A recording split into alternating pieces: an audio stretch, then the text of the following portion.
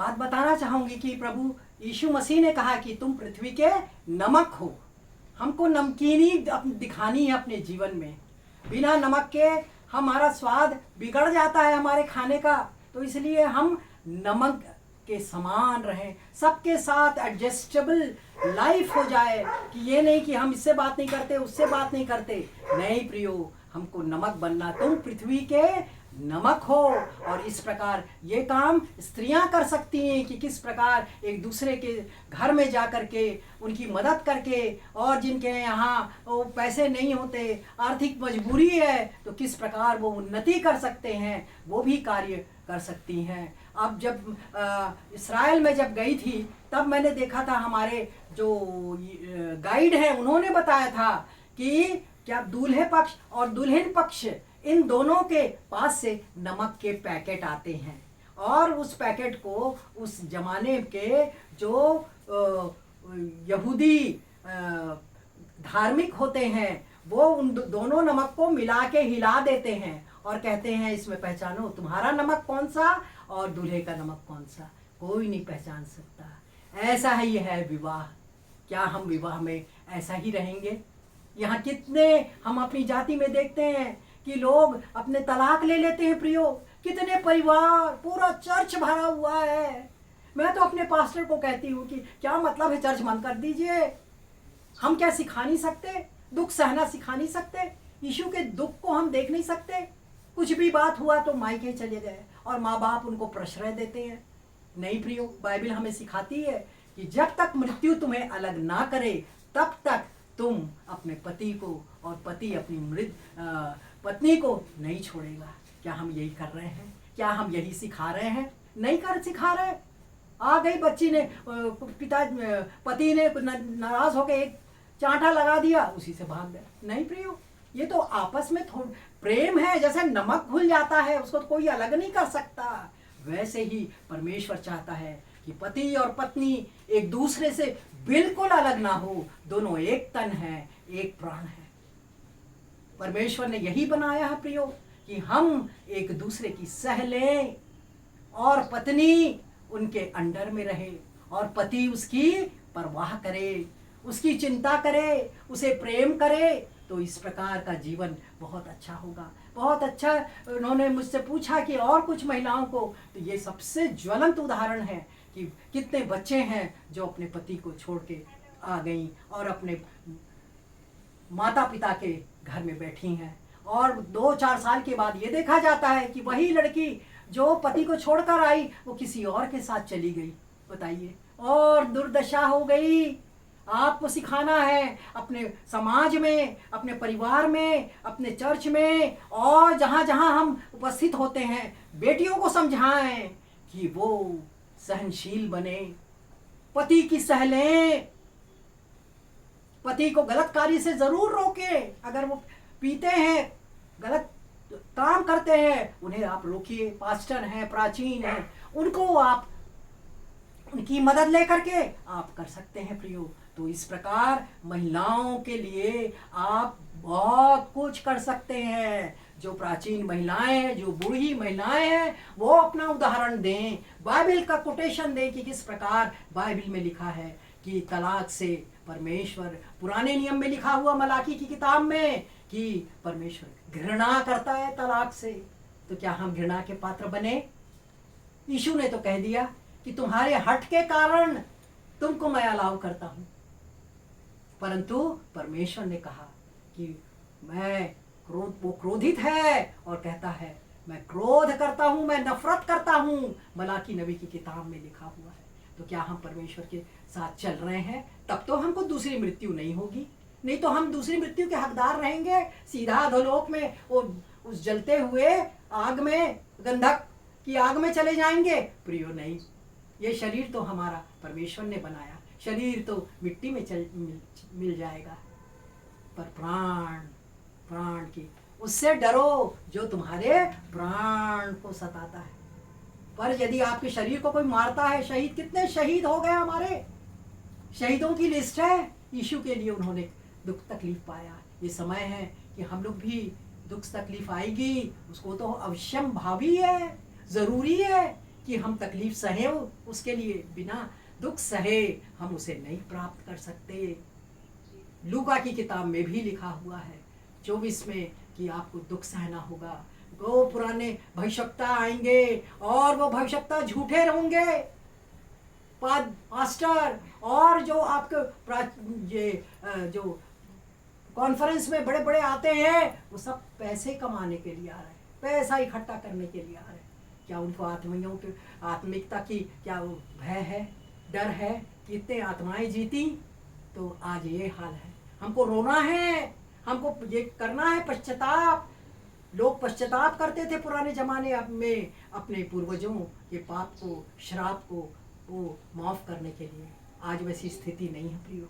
यीशु तो उसी समय हमारे पापों को क्षमा कर देता है और वो लहू के खून के समान गाढ़े क्यों ना हो परंतु बर्फ के समान वो श्वेत कर देता है।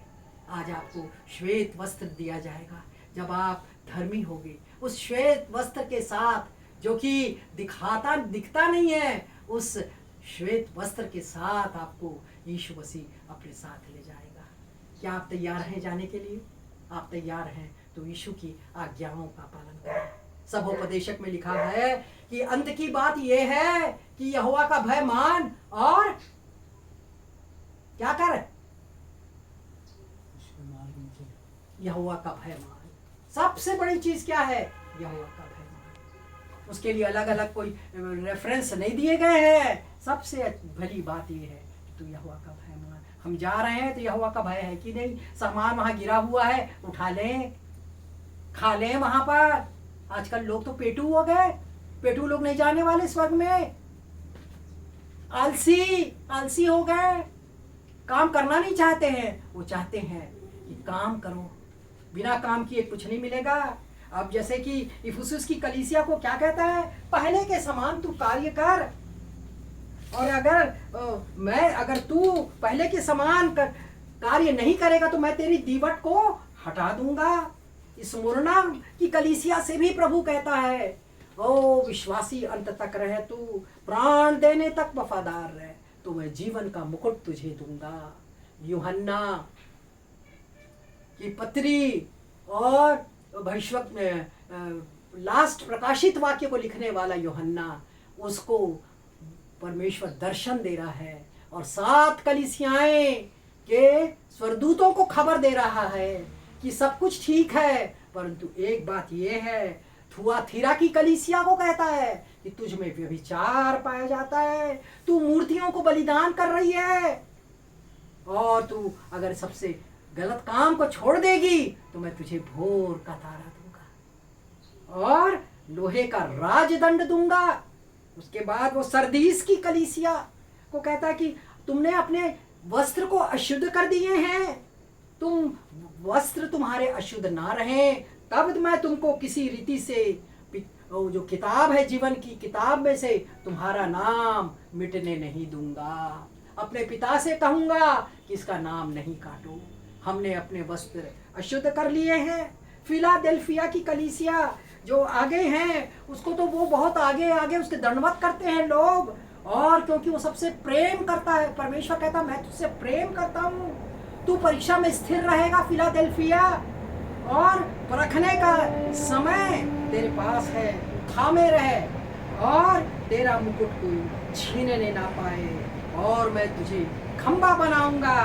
और लौदीकिया की कलीसिया, लौदीकिया बेस्ट कलीसिया है, वो पाप से दूर है। ये 7 कलीसियाएं हैं। लौदीकिया की कलीसिया को कहता है कि मैं अपने साथ तुझे सिंहासन पर बैठाऊंगा, जैसा मैं जाकर के अपने पिता के दाहिने बैठा वैसे मैं लौदीकिया की कलीसिया को बैठाऊंगा। प्रियो, ये 7 कलीसियाएं हैं। हम किस कलीसिया के मेंबर हैं? किस कलीसिया के लोग हैं? हमसे क्या क्या पाप हो रहा है? परमेश्वर सब जता रहा है। प्रकाशित वाक्य आप पढ़िए, बहुत कठिन है ये प्रकाशित वाक्य, मगर ये दूसरी प्रकाशित वाक्य का दूसरा अध्याय पढ़ करके अपने आप को जांचें कि आज हम क्या हैं। जो बुजुर्ग हैं वो खास तौर से इस चीज को रखें कि आज हमारी क्या हालत है। अभी भी समय परमेश्वर दे रहा है, वो समय में हम उस कमी को पूरा कर दें जो हम में कमी है। तू तो भलाई करती थी, तू कब से बुराई करना छोड़ दी। यही कह रहा है प्रभु, तू तो भलाई करने वाली थी ना, अब बुराई करना कैसे सीख गई। प्रभु यही चाह रहा है प्रियो, आज का जो कोरोना काल है, तकलीफें हैं, वो यही है। सातों कलीसियाओं के बारे में जो यूहन्ना ने दर्शन देखा और उसको स्वर्गदूतों के द्वारा कलीसियाओं को भेजा, और ये कलीसिया को जागरूक करने की आवश्यकता है। ये कलीसिया में कई पाप हो गए हैं, इनको आप छोड़ना पड़ेगा। आप जागरूक रहिए, तैयार रहिए, दूसरों को तैयार कीजिए। केवल आप तैयार रहें ऐसी बात नहीं है, आप जागरूक रहे, दूसरों को भी जागरूक करें। उस 5 कुंवारियों के समान रहे जो अपने कुप्पी में तेल लेकर करके दूल्हे से मिलने जा रही हैं, परंतु निर्बुद्धि कुंवारियों के समान नहीं कि सीधा वो चले गए, वो अपने ज्योति को लेकर के दूल्हे से मिलने चले गए, लालटेन को, और तेल खत्म हो गया, वो बुझ गई। परंतु ये बुद्धिमान स्त्रियां जो बुद्धिमान थीं, वो तेल डाल करके, तेल रख करके वो जा रही हैं दूल्हे से मिलने। और जब दूल्हा आया, खटखटाया, द्वार खोला गया, और ये बुद्धिमान स्त्रियां ये अंदर चली गई। और जो मूर्ख स्त्रियां थी प्रियो, वो बाजार गई थी तालाब तेल लाने, और तेल लाते लाते दूल्हा उसे चला गया और कहता है कि मैं तुम्हें नहीं जानता। तो प्रियो, हमको परमेश्वर जानना चाहिए। अपने जीवन के द्वारा हम परमेश्वर को जानने योग्य बनाए कि हाँ, पुष्पा ने जब तक वो जीवित रही तब तक प्रभु का प्रचार करती रही। आप प्रचार करते रहिए, बस यही मेरा परमेश्वर से आशा है। जी जी जी, धन्यवाद सिस्टर। आपको सबसे पहले तो मैं धन्यवाद करूंगी क्योंकि आपने इतनी सारी बातों को हमें बताया, इतनी अच्छी शिक्षा जो हमें दी कि किस तरीके से हम भी उन बुद्धिमान स्त्रियों की तरह अपने साथ तेल को जिन्होंने रखा, और वो जानती थी कि परमेश्वर आएंगे और एक दिन, मतलब कि उस तरीके से हमें बुद्धिमान बनना है। ऐसा नहीं कि हमें जो अभी दिख रहा है हमें बस वही करना है, परंतु हमें आगे के बारे में भी सोच के बुद्धिमान स्त्रियों की तरह बढ़ना है। और जैसे आपने कई सारी अलग अलग बातों को बताया कि किस तरीके से हम लोग भी परमेश्वर के द्वारा एक नमक के रूप में इस्तेमाल किए जा सकते हैं। तो इन सारी शिक्षाओं के लिए मैं आपका धन्यवाद करना चाहूंगी, और आपने इतना कीमती समय निकाला हमारे इस कार्यक्रम में आए, और प्रभु आपको आशीषित करे सिस्टर, और हमारे दर्शकों